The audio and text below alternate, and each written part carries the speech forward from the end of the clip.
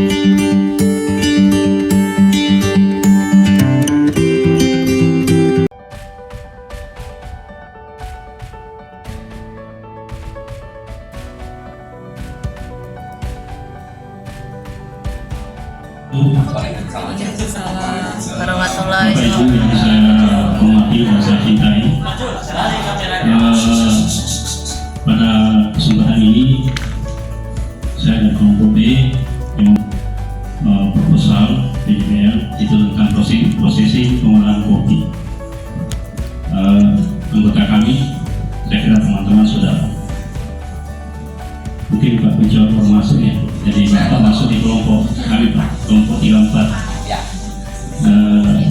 Kalau ada yang salah namanya mohon maaf Bapak Ibu ya, karena ini tidak cepat karena tadi belum ada namanya masuk. Bisa baru-baru ini untuk nanti kalau ada yang salah mohon maaf.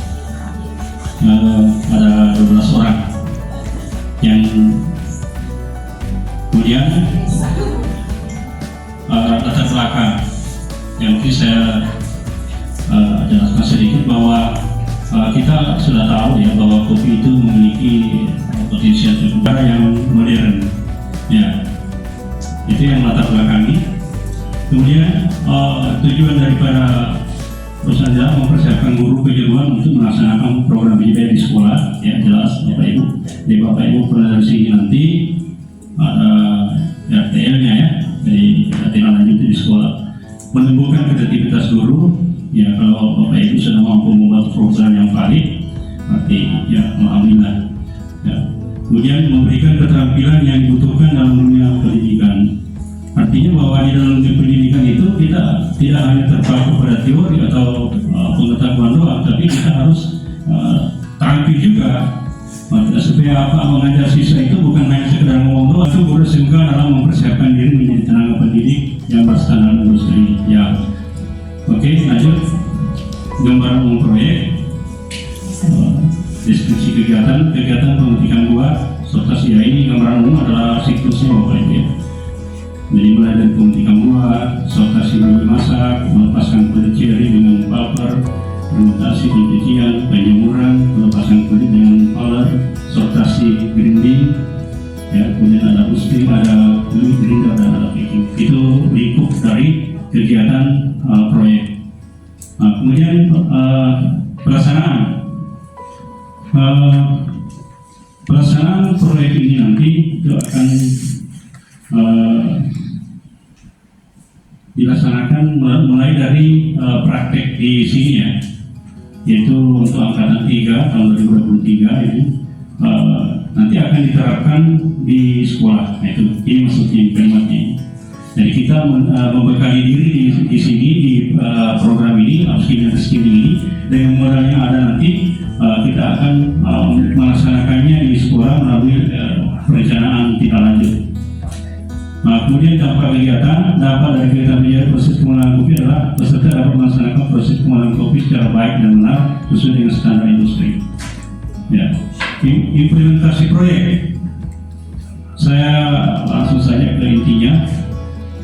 Bahwa di dalam implementasi proyek, yang pertama kita harus tahu itu tahapannya ya, sudah saya jelaskan. Kemudian alat-alat bahan yang digunakan, alat tambahnya yang digunakan. Ya, dan bersama ada mesin pulper ini untuk melepas kulit biji. Ya, kemudian ada ember juga untuk mencuci. Ini nanti untuk mengangkat air biasanya, paling untuk mencuci. Ini untuk mengambil air. Kemudian untuk mesin hammer untuk melepaskan kulit tanduk, ini untuk mengeringkan ya, mensangrai. Ini untuk menghaluskan grinder. Nah ini sendok dan sebagainya, saya kira kita ini mesin packing untuk bahan dan sebagainya. Kemudian ada bahan biji kopi, plastik kemasan, label dan karung. Ini alat-alat yang akan, dan saya orientasinya ke praktik sebentar yang akan datang ya, mungkin ke kapan praktiknya. Nanti ini sedapat mungkin ini kita bisa lihat langsung alatnya. Ya, ada proses tahapan ya. Basah penuh ya.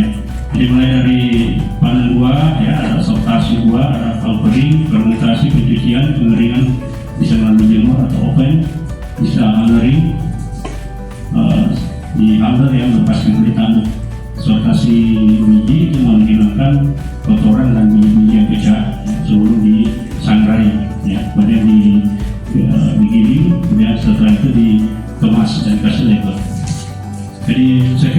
tahapan ini lengkap. Jadi daya ya, dia kan beda waktunya. Jadi dalam satu siklus tahun itu bisa sampai puluhan kali dalam satu tahun. Jadi alat yang ada itu bisa dipakai berkali-kali dalam satu tahun. Sehingga di dalam menganalisis kita tidak bisa satu kali menghitung, tapi harus dikasih berkali-kali. Contoh misalnya dalam satu tahun itu kita lakukan ini, saya hitung-hitung kira-kira kurang lebih 24 kali pengolahan. Setiap pengolahan 50 kg. Jadi 24 kali ini dalam satu bulan itu 2 kali. Kan 12 bulan kan kali 2 jadi perencanaan gitu. Jadi hitungan dasar hitungan di atas ini seperti ini. Jadi 50 kali 24 ini kan ini. Ya, 1.200 kg. Jadi berasal dari pengolahan total dalam satu tahun itu. Kenapa saya harus memasukkan satu tahun? Karena tujuan alat dihitung satu tahun. Ya, jadi kalau misalnya hanya satu kali, berarti rugi alatnya dihitung musuh, berarti yang dipakai. Nah, kan begitu. Oke, jadi harga satuannya ini, jadi dikalikan 14 juta, kemasan aluminium. Ya, ada 8 paket. Kenapa 8 paket? Karena dalam 100 dalam satu paket kan 100 lembar ya. Ya, kita tentukan ada cadangan 40 lembar. Ya. Dan total biaya yang untuk bahan ini. Ya. Oke, lanjut ke biaya penyusutan alat. Semua alat-alat yang saya sebutkan di atas, kita hitung penyusutannya mulai dari harga barunya, punya umur ekonomisnya, harga sisa ini maksudnya itu harga setelah alat itu tidak ekonomis lagi. Biasanya kan kalau di kantor itu namanya lelang. Di lelang, karena sudah batas ekonominya sudah. Jadi sudah bisa dilelang. Misalnya yang pakai itu bisa bayar. Kita tinggal bayar harga sisanya. Ya, sehingga proses seperti ini. Mesin di Palpur itu saya cari-cari informasi harga barunya itu yang termurah ini Bapak Ibu ya, 4.500.000. Ya, umur ekonomisnya kurang lebih 15 tahun. Ini harga sisa ini, jadi dia jumlah harga penyusutannya 255.000. Nanti saya itu ke bawah, proses sebutkan satu-satu terlalu lama nanti, tinggal berapa menit lagi. Jadi kita lihat, yang penting prinsip dalam menghitung ini Bapak Ibu sudah tahu. Dan kita harusnya tahu, karena harus kita membuat seperti ini ke sekolah. Nah, kemudian jumlahnya 1.468.708 rupiah. Ini adalah penyusutan. Sehingga totalkan biaya bahan tadi dengan penyusutan dapat ini 14.496.708 rupiah. Ya, itu dari harga biaya total ya, biaya total. Setelah itu kami analisis. Ya. Kami analisis dari 1.200 kg tadi ya dapat menghasilkan bubuk kopi 190 kg atau 1.900 gram. Ini dasar pemikiran saya, itu ada literatur yang saya baca, itu saat 6 kg buah ceri bisa menghasilkan 1 kg bubuk. Ya. 1 kilogram ini nanti bukan bubuk, biji kering ya, biji kering nanti diolah menyusut lagi 0,95. Nah, jadi saya dapatkan seperti ini. Jadi ada penyusutan dari buah ceri ke biji ke pengolahan grinding, ya itu. Sehingga diperoleh seperti ini. Jumlah bungkusnya 760 bungkus. Ya, saya pakai bungkus karena kita juga berbungkus. Ya, perbungkusnya itu saya hargakan 20.000. Ya, sehingga hasil penjualannya 760 dikali 20.000 dapat 15.200. Keuntungannya hanya 703, 292.000. Oh, di rasionya output input rasionya dapat 1,1. Ya, dan harga DP modalnya itu 19.000. Jadi hanya sedikit untungnya. Ya, kenapa? Pertanyaan kenapa sedikit untungnya? Karena sebetulnya volumenya masih bisa ditambah. Saya kan hanya menggunakan 50 kg. Sebetulnya masih bisa kita tambah volumenya untuk meningkatkan. Ini analisa awal. Jadi kalau saya menggunakan saya mengolah 5 kg dalam satu kali olah, saya punya keuntungan hanya sekian. Kalau saya orang nanti saya tambah volumenya tentu berlipat ganda ya, kita tambah lagi keuntungannya. Gitu. Dalam satu tahun itu penyusutan alatnya tidak bertambah biayanya, tapi produksi bertambah, ya tentu bertambah keuntungannya. Gitu. Nah itu dasar pemikiran saya Bapak Ibu, sehingga kami dapat menyimpulkannya bahwa ini kesimpulan saya peroleh, biaya total yang saya gunakan adalah 14.456.708, hasil penjualan 500.200, keuntungan 703, 292.000, 1,1. Ini cukup layak ya, secara ketik. Jadi kita layak amat ya, cukup layak.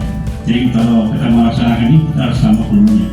BPHK 19.075 rupiah per bungkus, saya jual kan 20.000. Ini memang keuntungannya agak kurang, jadi persen keuntungan hanya 5%. Pengolahan kopi 120 kg per tahun menjadi bubuk kopi siap saji, memperoleh keuntungan bersih hanya 5%. Ya. Kenapa? Itu hasil analisa kami. 25.000. Ya, yang saya buat.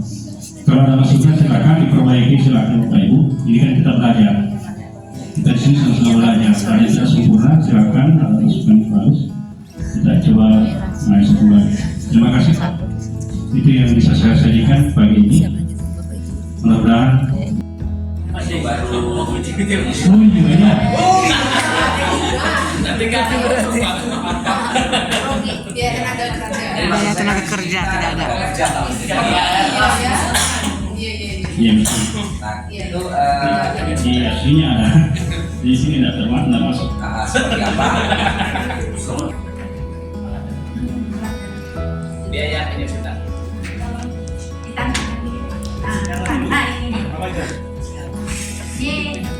Izin kok, itu jangan dikecil. Terima kasih. Maklum jangan pedagang. Terima kasih atas kesempatan itu kepada saya. Di sini saya mau menanyakan yaitu mengenai biaya penyusutan alat. Di situ ada item pertama sampai berikutnya saya lihatnya sampai ke bawah yaitu mengenai apa yang di atas Pak? Mesin pulper. Di situ ada pemakaiannya itu 1, kemudian harga baru adalah 4.500.000, kemudian umur ekonomis ya selama 15 tahun, kemudian harga sisa.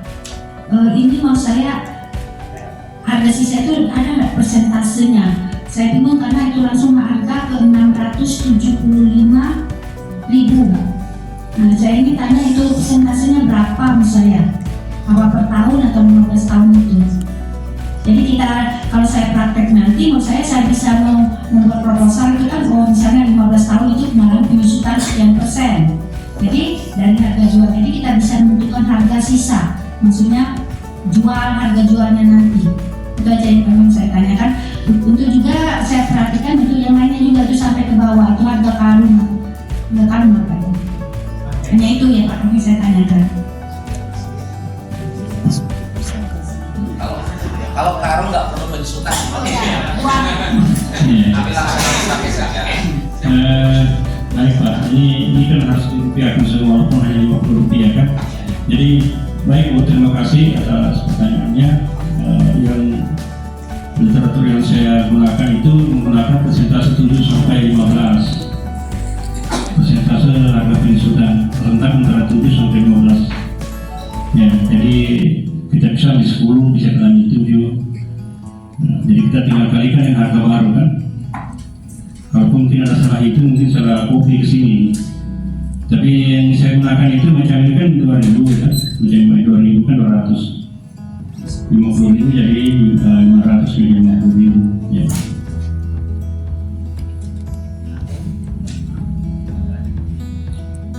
Jadi 10-7-15%.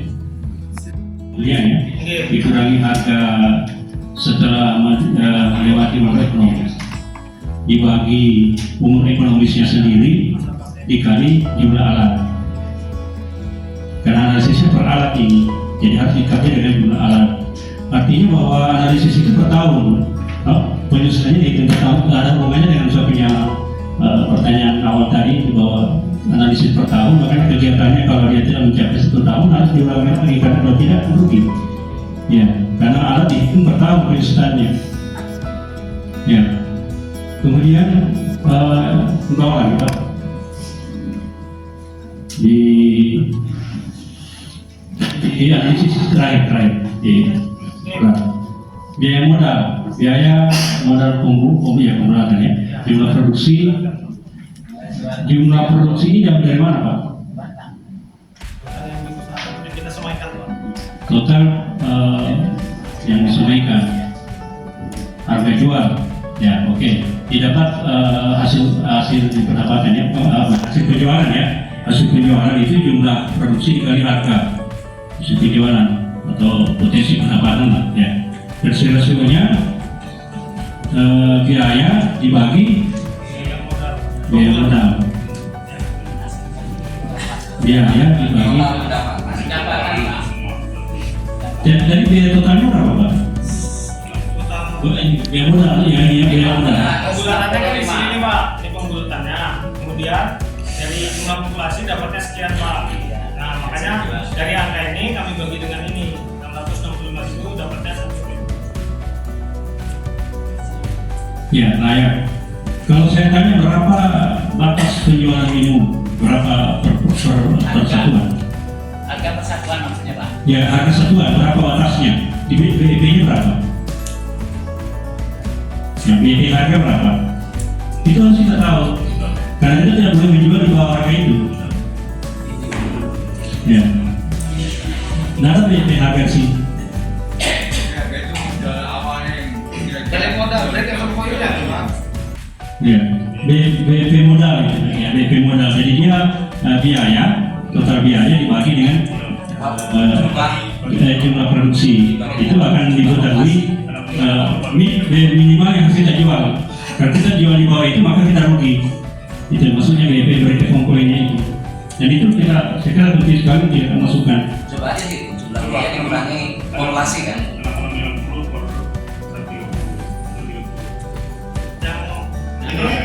Ya, jumlah biayanya berapa? Dikurangi jumlah produksinya. Ini kurang bagi ini 230 Ya, populasi. 891. Nah itu BP-nya segitu. Ya, Tapi ada dua ya. kan berarti kurang lebihnya bisa di sekitar sini Bapak. Ya toh di 2879 perkiraannya. Kan sudah di sini nih Pak.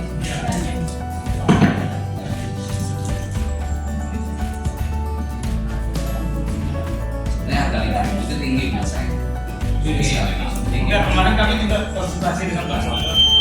Jadi harga modal juga bisa tidak lebih dari 3.000 karena kita anggap saja harga penjualan bibit di